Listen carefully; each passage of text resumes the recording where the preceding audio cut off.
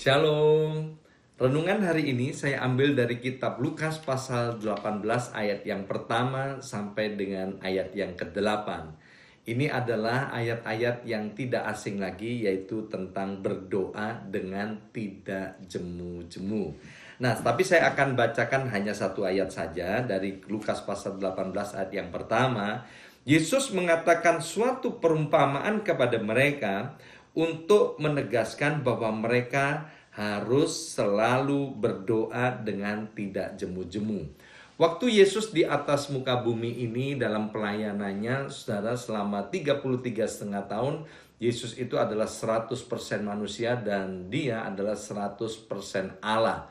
Nah, Yesus seringkali berfirman atau menyampaikan khotbahnya tentang jangan khawatir dan jangan takut. Pertanyaannya, apakah Yesus itu tidak pernah khawatir? Apakah Yesus itu tidak pernah takut? Maka Yesus pernah khawatir. Yesus yang berkata jangan khawatir, Yesus pernah khawatir. Yesus yang berkata jangan takut, Yesus pernah takut.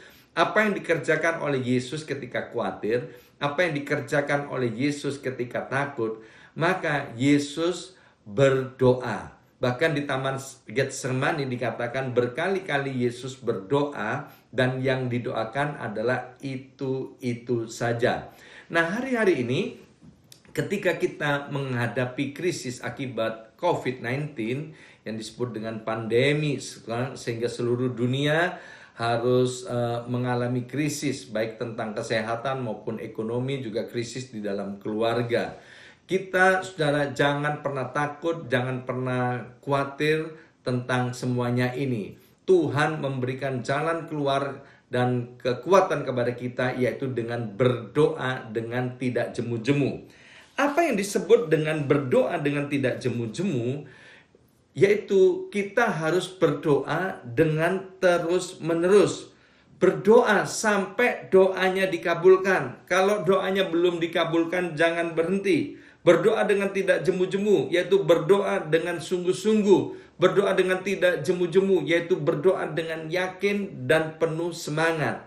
Nah, di dalam Alkitab, saudara, ada 308 kata tentang doa. Di dalam Perjanjian Lama ada 159 kata tentang doa, dan di dalam Perjanjian Baru ada 149 kata doa. Kalau berdoa itu tidak penting dan tidak perlu, tentu Tuhan akan memberitahukannya kepada kita. Jadi sekarang pertanyaan, mengapa kita harus berdoa dengan tidak jemu-jemu? Satu kali saya ketemu dengan seseorang, dia punya masalah cukup berat, dan kemudian saya tanya, apakah kamu sudah berdoa? Dan dia dengan mantap berkata, ya, saya sudah berdoa. Kemudian saya tanya, berapa kali kamu berdoa? 1 kali. Dan kapan terakhir kamu berdoa untuk masalahmu? Ya, sekitar 6 bulan yang lalu. Bayangkan, dia memiliki masalah yang berat, tetapi dia berdoa hanya 1 kali saja. Nah, Tuhan mau, saudara, ketika kita punya masalah, apapun masalahnya, saudara, dalam hidup kita, Tuhan mau agar kita berdoa dengan tidak jemu-jemu, yaitu dalam bahasa Inggrisnya push, P-U-S-H, yaitu pray until something happen. Berdoa sampai doamu dijawab dan dikabulkan. Mengapa ada orang yang menyebut dirinya anak Tuhan atau orang Kristen tetapi malas berdoa? Yang pertama, orang Kristen atau anak Tuhan tidak berdoa karena mereka tidak biasa hidup dengan doa. Yang kedua, mengapa mereka malas berdoa? Karena orang Kristen tidak berdoa karena mereka tidak percaya Tuhan akan mengabulkan doanya. Dan yang ketiga, orang Kristen tidak berdoa karena kasihnya kepada Tuhan telah menjadi tawar. Nah, Bapak Ibu Saudara sekalian, kabar baiknya, saudara, Tuhan mau mengabulkan setiap doa-doa kita.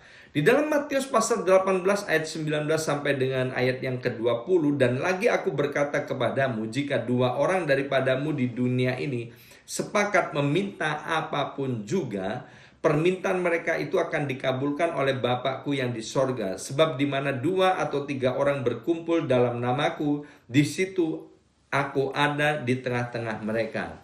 Mari Bapak Ibu Saudara sekalian, di tengah-tengah pandemi COVID-19 ini kita rapatkan barisan.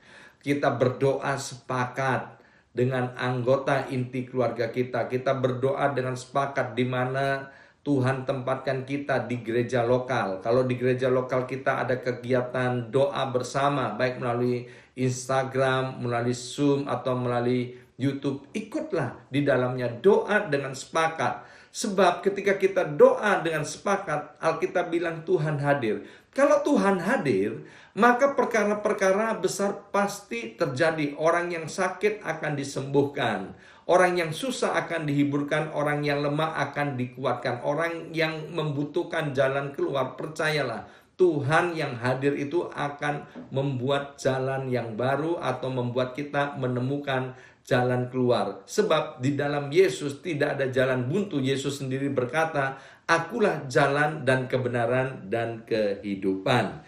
1 Timotius pasal 2 ayat yang ke-8, oleh karena itu aku ingin supaya di mana-mana orang laki-laki berdoa dengan menadahkan tangan yang suci, tanpa marah dan tanpa perselisihan. Ayat ini mau menegaskan bahwa kekuatan seorang pria bukan terletak pada kumisnya. Kekuatan seorang pria bukan terletak pada cambangnya. Kekuatan seorang pria bukan terletak pada jenggotnya. Kekuatan seorang pria bukan terletak kepada ototnya. Tetapi kekuatan seorang pria itu terletak pada doanya. Kalau pria berdoa, saudara, maka hasilnya akan dahsyat. Sebab Tuhan berkata pria itu adalah sumber, bahwa pria itu adalah kepala, pria itu adalah tiang, saudara. Dan iblis tahu, kalau pria berdoa itu adalah hal yang sangat membahayakan.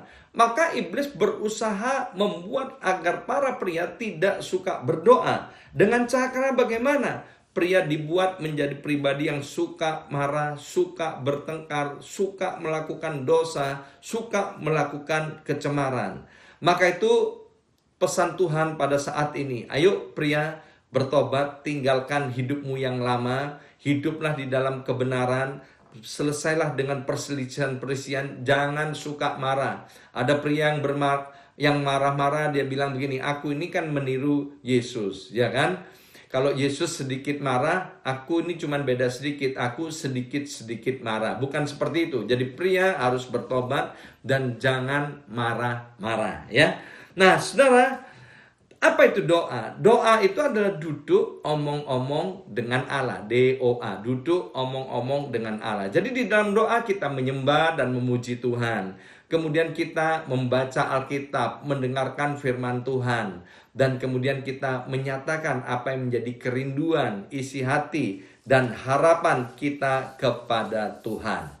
Jadi pesan Tuhan saat ini, saudara, di tengah-tengah pandemi COVID-19, ayo kita berdoa dengan tidak jemu-jemu. Berdoa sampai doamu dijawab, sebab Tuhan mau mengabulkan doa-doa kita, karena kita ini adalah anak-anaknya. Mari kita berdoa. Terima kasih Bapa, melalui Lukas pasal 18 ayat yang pertama sampai dengan ayat yang ke-8, kami tahu Tuhan bahwa Engkau mau kami berdoa dengan tidak jemu-jemu, karena Engkau hendak mengabulkan doa setiap kami, karena kami ini adalah anak-anak Tuhan, dan kami tahu waktu yang terbaik itu di mana Tuhan akan mengabulkan dan menjawab doa setiap kami. Maka itu Tuhan, biarlah setiap kami bangkit Tuhan, dan kami akan memulai lagi dengan kebiasaan-kebiasaan baru, yaitu mulai berdoa kepadamu, berdoa dengan yakin, berdoa dengan sungguh-sungguh, berdoa dengan semangat, berdoa dengan penuh kepercayaan kepada Tuhan. Terima kasih Bapa, di dalam nama Yesus Kristus Tuhan, kami sudah berdoa. Haleluya. Amin.